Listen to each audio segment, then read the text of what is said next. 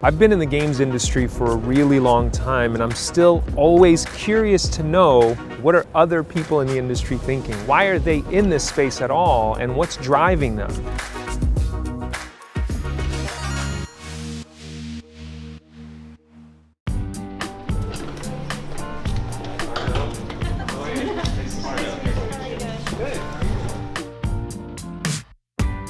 What was the first game that you played, or the first game that you fell in love with, that has had an impact on how you think about games?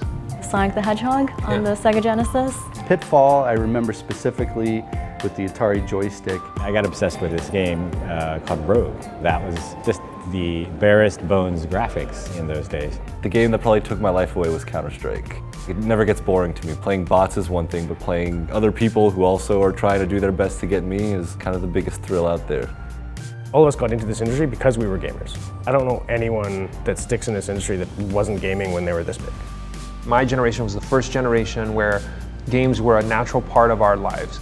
We were exposed to arcade machines, and then we had the first home console, and then the multiplayer era emerged where you could play with somebody across town or across the world.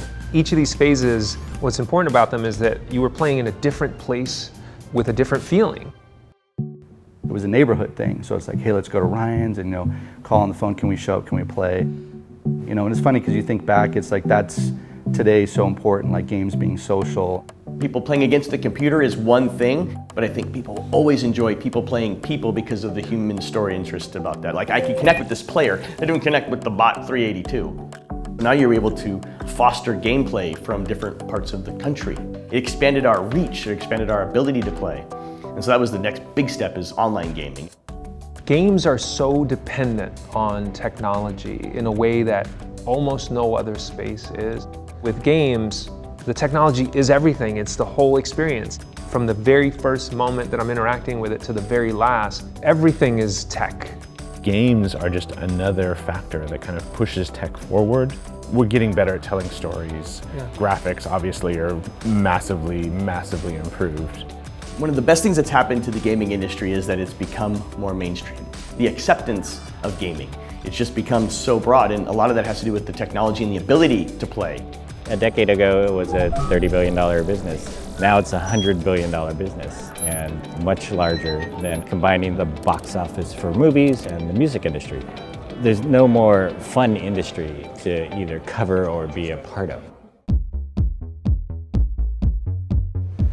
Whether you're talking to a veteran of the games industry who's been cranking out hits for 40 years, or a young CEO who's trying to disrupt the industry in exciting ways, the one thing that keeps coming across is passion.